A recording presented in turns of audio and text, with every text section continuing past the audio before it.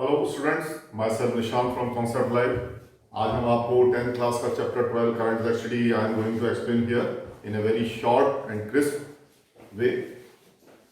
So in this current electricity here YouTube video is shown. इसको अपन start कर लेते हैं। ये लीजिए, तो इन्होंने यहाँ पर एक बॉल है टेप जैसा, उसको देखिए ओपन किया तो वो तो रेजिस्टेंस की तरह काम करता है। करंट इलेक्ट्रिसिटी में जो रेड कलर का जैसे ही खुला, यहाँ पर जो वाटर है शायद आपको नहीं दिखेगा, वो फ्लो होना चालू हो जाता है। यहाँ पर ये पानी का एक पर्टिकुलर हाइट है और उस हाइट के चलते ये जो है वो प्रेशर जो है यहाँ पर क्रिएट होगा और पानी इधर आपका फ्लो होना शुरू हो जाता है। फिर हम क्या करेंगे कि इस कंटेनर के अंदर the amount of water we will increase by putting this shower and then the water coming out from this shower will increase the level, so the pressure here will increase. So here the height of the water will correspond to the electrical potential in our current chapter. This red color ball or tape is analogous to the electrical resistance and the water flowing through it is analogous to the electric current in our current electricity chapter. Now I comes on the text.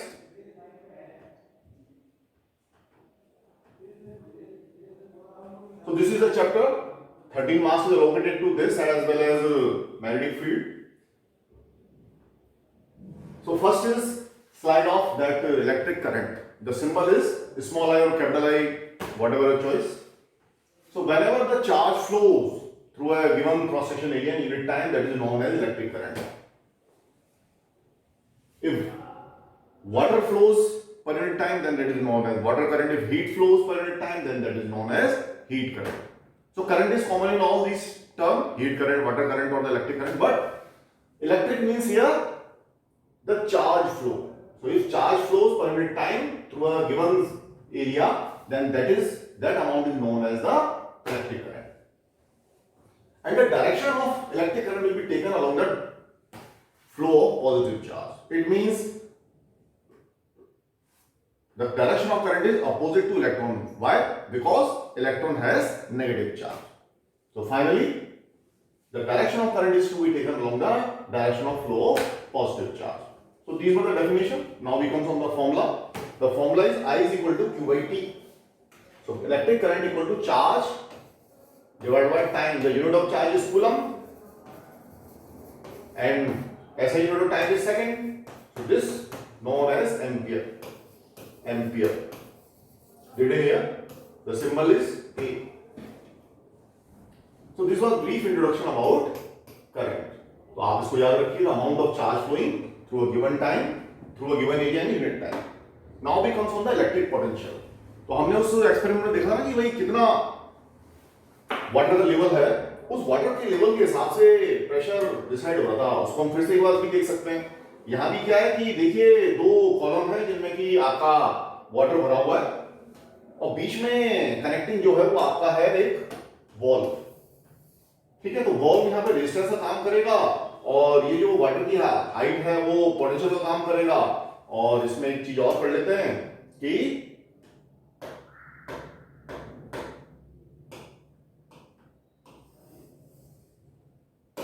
तो हमने इसमें क्या पानी भर दिया पूरा, ये लीजिए, और ये जो पानी भरा है इसकी हाइट भी उससे ज्यादा मिली किसमें, ए वाले में। तो ए वाले में हाइट पानी उससे ज्यादा है। तो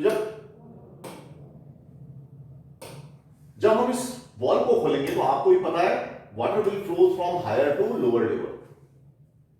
So this is higher pressure or the higher head, or you can say in the terms of electricity it is the high potential, it is low potential. So this is low potential and this is high potential.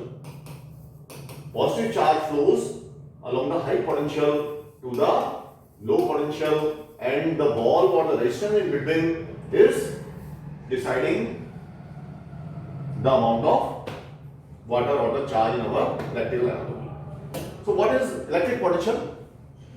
The work done to carry unit positive charge. Unit positive charge means plus 1 coulomb from infinite to a particular point. What particular point? अरे जहां पर कि हम electric potential को निकालने में interested है, मान लीजिए P पे निकालने में इंटरेस्टेड है, तो P का पोटेंशियल निकालने के लिए यू हैव टू वर्क, ठीक है जी, और वो वर्क कहां से कहां करना होगा, इनफाइनाइट से पी तक लाने के लिए जो भी वर्क होगा. So this is the definition. Work done to carry unit positive charge from very far means from infinite to particular point is known as the potential of that point. So this is the formula. If you put here q equal to +1 means इसको आप हटा दें, 1 से divide कर दें तो क्या होगा, potential equal to work done. वही तो यहाँ पर बोला है, work done to carry is known as the potential. इसको लेके आ गए हम यूनिट पॉजिटिव चार्ज को. But the first line definition is for a particular point, that is the absolute potential. Now, if you want the potential difference between 2 points, here 2 points involve, let P and Q. So that will be Vp minus Vq. So again, वही work divide by charge. But work कहां से कहां होगा, वही P से Q तक लाने में. फिर वही Q की वैल्यू आप +1 बोला लिखते हैं, यहाँ पर लिख रहा है unit positive charge. So the potential difference will be equal to the work done. So this is the formula, these are the definition. This is absolute potential, this is the potential difference between 2 points. And what is the unit? The unit of work is joule and the unit of charge is coulomb. Joule per coulomb is known as volt. So it is written here. The potential difference is measured by the voltmeter. And voltmeter is connected in parallel, while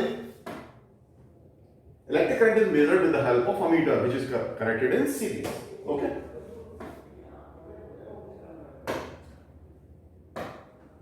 Just one two question from our textbook.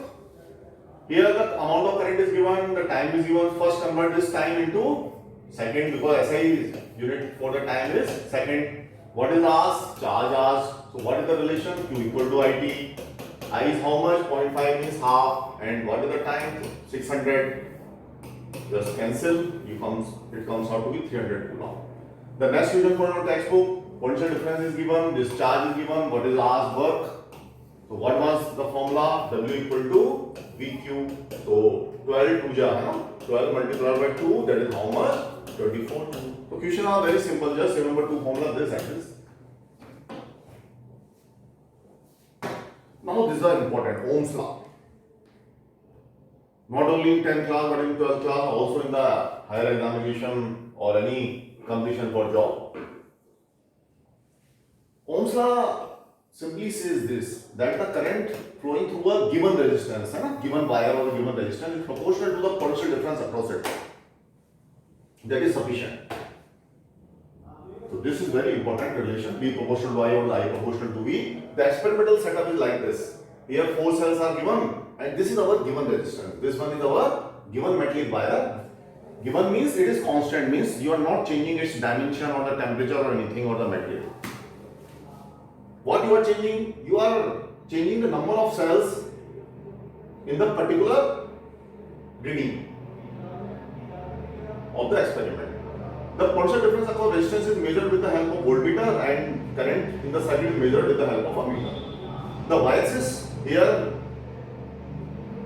represent reading of potential difference and the x-axis represent the reading of ammeter, means this is current, this is potential difference. So many readings are taken while collecting one cell, then 2 cells in series, then 3 cells in series, etc. So many readings we get here, shown here as cross, cross, cross. When they are all connected, you get a straight line. वैसे भी V proportional I का जो graph होता है वो क्या होता है, straight line होता है, ठीक है? So this is the Ohm's law, but provided R is constant, means temperature is constant, material is constant, dimensions are constant. So what is the resistance here? Resistance is actually constant है, तो वो यहाँ पर क्या कर रहा है, proportionality को बढ़ा के इक्विलिटी साइन ले आ रहा है. तो V प्रोपोर्शनल टू I, फिर प्रोपोर्शनलिटी को हटाने के लिए हमने इक्विलिटी लगा दिया, तो ये कांस्टेंट लाना पड़ेगा. तो यहाँ पर कांस्टेंट जैसे बिहेव कर रहा है, वो अलग बात है. Resistance depend on many parameter, but we will discuss later. But at least Ohm's law में तो आपका जो R है वो कांस्टेंट लिया गया, इसको जरा ध्यान रखिए. So the property of conductor to oppose the flow of ions or electrons, flow of charge, is known as resistance. Its unit is ohm, OHM, and the symbol is like octopus.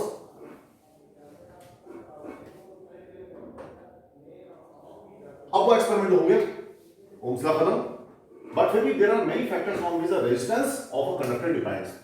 What those are factors? The length, the cross section area, the material, जो कि हम रो से दिखाएंगे, and the temperature.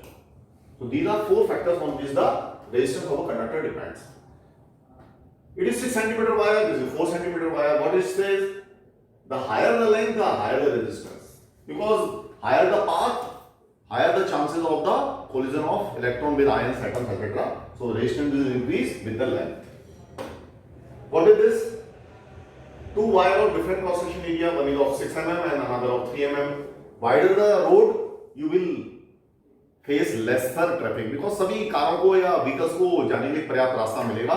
उसी तरीके से the diameter of the wire is sufficient, means there will be less chances of the collision between electron and the other atoms, ions, etc. So resistance is reciprocal to the cross section area.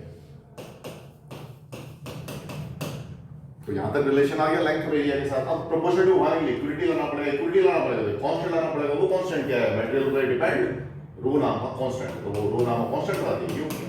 तो rho is known as the resistivity which is the characteristic property of the material. Means copper के लिए रो अलग होगा, aluminium के लिए रो अलग होगा, etcetera etcetera. Both the resistance and the resistivity both increases with the temperature. तो टेंपरेचर बढ़ाने के साथ ही रेजिस्टेंस भी बढ़ जाता है मेटल का और उसकी रेजिस्टिविटी भी बढ़ जाती है. एक क्वेश्चन ले लेते हैं.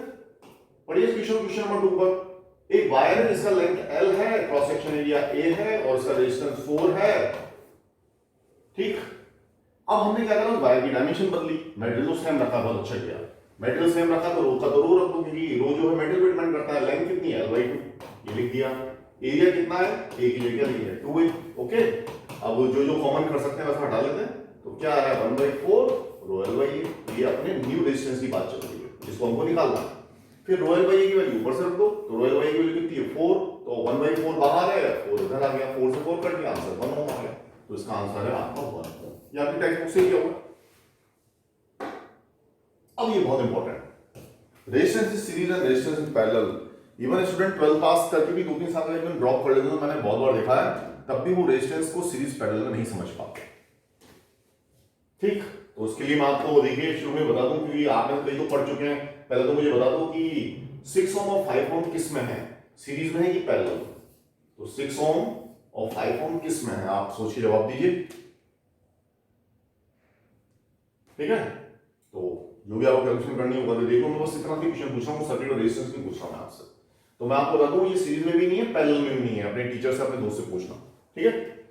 तो हमेशा दो रेजिस्टेंस का सीरीज पैरेलल होना जरूरी नहीं होता, हो सकता है वो उसमें किसी में भी ना हो. चलिए तो मैं पढ़ा दूं आपको. पहले रेजिस्टेंस सीरीज के लिए देखिए मैंने ह्यूमन चेन बना रखी है. ह्यूमन चेन होती है ना, समझते हैं बच्चे, खेलते भी हैं कुछ.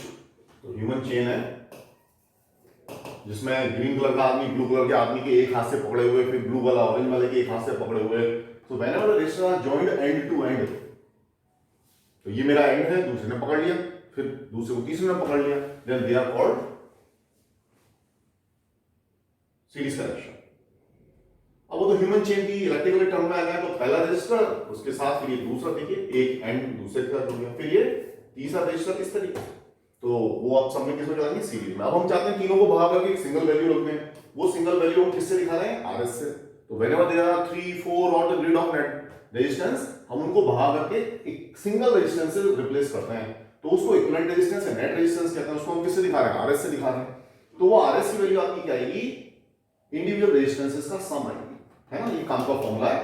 और सीरीज में आपका क्या होता है? करंट जो होता है वो सेम होता है थ्रू द ऑल रेजिस्टर. क्यों? अरे भाई जो भी करंट यहां चला उसको वहां जाने का मौका ही नहीं मिला, मतलब पूरा यहां चला गया, उसको लीक होने का मौका ही नहीं मिला. तो जब भी दो रेजिस्टेंस के बीच में कोई तीसरा रेजिस्टेंस आता है तब वो सीरीज में नहीं रहते. तभी तो मैंने एक बात यहां पे सिखाई थी आपको. देखिए 6 ओम 5 ओम के बीच में तीसरा आ गया. इसने अपनी आगे डिमांड रखी हुई, मैं भी करंट लूंगा, जब इधर उठेगा मैं करंट लूंगा. तो कुछ ले लिया उसने x, तो I - x जाता. तो इन दोनों करंट सेम कहां आ रहा है? सीरीज में नहीं. ठीक है. तो सीरीज में होने के लिए उन दोनों रेजिस्टेंस के बीच में कोई ब्रांच या रेजिस्टर नहीं होना चाहिए. And the equivalent resistance is the sum of the individual resistance. सबको जोड़ लेंगे, नंबर के लिए जोड़ लेंगे. रेजिस्टेंस नेगेटिव में तो होता ही नहीं. आगे देखते हैं पैरेलल में. देखिए पैरेलल में बहुत सब जगह रखा. दो सुमो रेजिस्टर आपस में लड़ रहे हैं. कैसे लड़ रहे हैं? ऐसे लड़ रहे हैं. ठीक है. जैसे हम क्या कहना चाह रहे हैं, XY दो पॉइंट है. तो जो सुमो रेजिस्टर है ये ब्लू वाला, उसने भी एक तरफ X पर हाथ रखा है और एक तरफ Y पर रखा है. ऐसे ही जो पिंक वाला दिख रहा है उसने भी एक हाथ अपना X पर रखा है, एक अपना हाथ Y पर रखा है. तो मेरी जरा मेरे दिमाग से सोचो, मिरर में सोचो, मैं किसी मिरर के पास जाके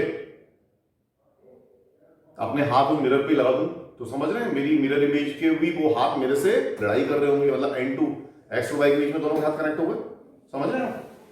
तो यहां भी वही है, एक्स और वाई के बीच में R1 R2 R3 तीनों को जोड़ दिया गया। तो इन तीनों रेजिस्टेंस का जो एंड है वो हमेशा सिमिलर एक्स वाई पॉइंट पे लगा हुआ है। इसका मतलब तीनों रेजिस्टेंसेस के लिए Vx माइनस Vy की वैल्यू सेम होगी, क्योंकि एंड पॉइंट सेम है ना, तो उनका पोटेंशियल डिफरेंस भी इक्वल होगा। तो जब कभी भी किन्हीं दो सिमिलर पॉइंट के बीच में सारे रेजिस्टेंस जोड़ दिए जाते हैं, they are called in parallel. Parallel में क्या होगा, करंट पोटेंशियल डिफरेंस सेम होगा, बस करंट जो है वो डिवाइड हो जाएगी। यहां जो भी करंट आएगी वो तीन रास्ते दिखेंगे, तीन तरफ चली जाएगी।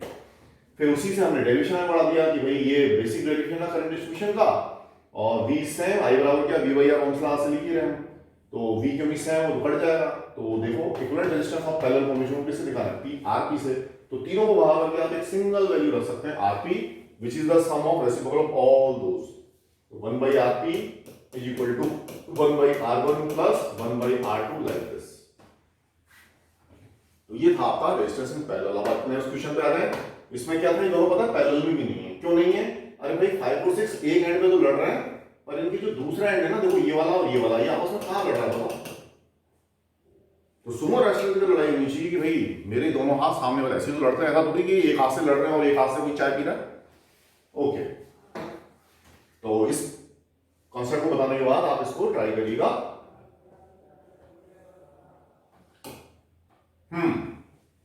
सीरीज सर्किट, भाई जो आप दिवाली वगैरह पर फेरी लाइट लगाते हैं, ठीक है, तो उसमें क्या होता है, एक बटन ऑन किया पूरे में लाइट पूरी बालकनी पूरी रूफ आपकी चमक जाती है। तो वो साथ किसमें जुड़े होते हैं, सीरीज में। आपको इंडिविजुअल किसी को जलाना नहीं पड़ता। बट प्रॉब्लम उसमें क्या है, कोई एक भी बल्ब फ्यूज हो गया, डेड हो गया, तो पूरी आपकी फेरी लाइट ऑफ होती है, ठीक है। पैरेलल में क्या फायदा है, पैरेलल में फायदा होता है कि इन दिनों विंटर चल रहा है ना, तो विंटर में क्या होगा, एसी मुझे नहीं चाहिए, तो एसी नहीं चला के मैं हीटर चला लूंगा। तो पैरेलल में क्या होता है, चॉइस होती है, इसको बंद कर दिया उसको चला लिया, ठीक है। तो without disturbing other we can on off any appliance. अब हम आ रहे हैं heating effect of electric current. जब कभी भी किसी सर्किट में जो सर्किट कंपोनेंट होता है वो प्योरली रेजिस्टिव हो, अब आप कहेंगे सर प्योर है तो दूसरे इम्प्योर क्या है, बेटा इम्प्योर होने में इंडक्टेंस कैपेसिटेंस जैसी चीजें आती हैं, पर वो 12th में। तो प्योरली रेजिस्टिव मतलब उसमें इंडक्टिव या कैपेसिटर क्या होता है, फैन के ऊपर एक व्हाइट कलर का सिलेंडर जैसा लगा होता है, उसको कैपेसिटर कहते हैं। इंडक्टर क्या होता है, इंडक्टर चॉक कॉइल है जो आपकी ट्यूबलाइट में लगती है। एनीवे, तो हमें उनमें से कोई भी किसी की भी इंप्योरिटी नहीं चाहिए, ना इंडक्टर की ना कैपेसिटर की, only we want purely resistive circuit. तो प्योरली रेजिस्टिव सर्किट क्या करेगा कि उसको जब भी आप एनर्जी दोगे सर्किट को, तो वो एनर्जी जो आप सेल के थ्रू दे रहे हैं, वो सेल की एनर्जी उस रेजिस्टर के थ्रू हीट में डिसिपेट हो जाएगी, ठीक है। तो आपने देखा होगा कभी भी बल्ब फैन कुछ भी चले तो वो गर्म हो जाते हैं।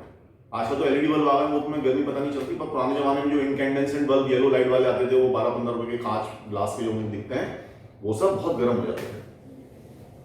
तो वो हीट जो प्रोड्यूस हो रही है उसका फॉर्मूला क्या आएगा आपका, ये वाला।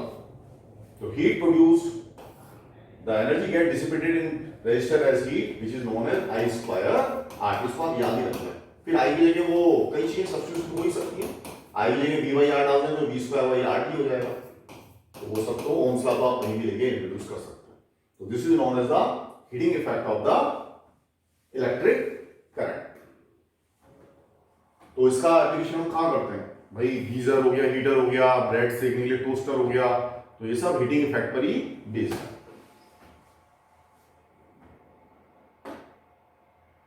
अब इलेक्ट्रिसिटी तो हमने कंज्यूम कर ली, पर उसका बिल कितना आएगा, पेमेंट तो करना पड़ेगा ना किसी कॉर्पोरेशन को, गवर्नमेंट को। तो दैट इलेक्ट्रिक पावर की जो कॉमर्शियल यूनिट होती है ना, कि भाई किस हिसाब से वो चार्ज करेगा, तो किस हिसाब से वो चार्ज करेगा, दैट इज उसकी कॉमर्शियल यूनिटी नाम कहलाता है ना। बट वो होती किसके बराबर है, 1 kilowatt hour. 1 kilowatt hour, kilo का मतलब कितना होता है, 1000 वाट आवर। ये लीजिए, तो जो भी कुछ हमारे घर में इलेक्ट्रिसिटी बिल आता है उसकी कैलकुलेशन इसी बेसिस पर होती है, ठीक है। अब इलेक्ट्रिक पावर की डेफिनेशन क्या था, rate at which electrical energy dissipated in electric circuit. हाँ, जो बेसिक डेफिनेशन वही है 9th क्लास में थी। बस वहां पर मैकेनिकल वर्क था, यहाँ पर क्या हो गया आपका इलेक्ट्रिक वर्क या इलेक्ट्रिक एनर्जी आ गई। यूनिट वॉट होती है पावर। प्रैक्टिकल एप्लीकेशन की बात करें तो प्रैक्टिकल एप्लीकेशन इसके इनकैंडेसेंट बल्ब जो घर में लगा होता है ना, ग्लास वाला जो येलो लाइट छोड़ता है, तो उसके अंदर फिलामेंट किसका होता है, टंगस्टन का होता है। टंगस्टन का मेल्टिंग पॉइंट वेरी हाई 3380, ठीक है 3380 3380 डिग्री सेंटीग्रेड। और उस टंगस्टन फिलामेंट को भी ऑक्सीडेशन से बचाने के लिए उस ग्लास के सील्ड एनवेलप या एनक्लोजर के अंदर इनर्ट गैसेस भर दी जाती है, इसकी ऑक्सीडेशन ना हो। थॉमस अल्वा एडिसन साहब ने खोजा था ये बल्ब, और ये अभी भी एनर्जी इनएफिशिएंट है, क्योंकि आपने देखा होगा कई तो ये कचौड़ी समोसे बेचने वाले भी उस येलो लाइट के बल्ब को अपने बॉक्स के अंदर जिसमें कचौड़ी समोसे या पेटीज रखे हैं उसमें डाल देते हैं कि भाई इतनी गर्मी पैदा होती है कचौड़ी समोसे भी गर्म हो जाते हैं। ठीक है, अगला इसका प्रैक्टिकल एप्लीकेशन क्या है? इसका अगला प्रैक्टिकल एप्लीकेशन हो गया आपका फ्यूज। फ्यूज क्या होता है? एमसीबी आने से पहले फ्यूज एक लो मेल्टिंग पॉइंट का वायर होता था जिसको कि हम हर रूम में या मेन सप्लाई पे लगा देते थे। तो जब कभी भी किसी वजह से मान लो कहीं तेज हवा चली, इलेक्ट्रिक वायर टूट के एक दूसरे पे गिर गए, तो हाई वोल्टेज यदि घर में आ जाता था तो वो फ्यूज अपने आप को मेल्ट कर लेता था। क्यों? हीटिंग इफेक्ट की वजह से। क्यों? क्योंकि उसका मेल्टिंग पॉइंट लो था। तो वो लेड वगैरह टिन वगैरह के एलॉय से मिक्स करके बना देते थे। तो वो खुद को सेक्रीफाइस करके खुद को मेल्ट करा के बचे हुए पूरे घर के सर्किट को, जिसमें कि होम अप्लायंस वगैरह आते हैं, उन सबको वो बचा लिया। तो ये इसका आपका प्रैक्टिकल एप्लीकेशन है।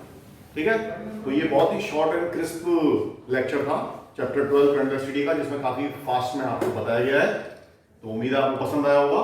सीरीज पैरेलल वाला जो आपको सुमो रेसलर और ह्यूमन चेन वाली बात बताइए, उसको बहुत गौर से समझिएगा, तब जाके आप अपने किसी भी और फ्रेंड से, कलीग से आप बहुत बड़ा एज एडवांटेज ले सकते हैं। तो मैं हूं निशान from concept live. Thank you.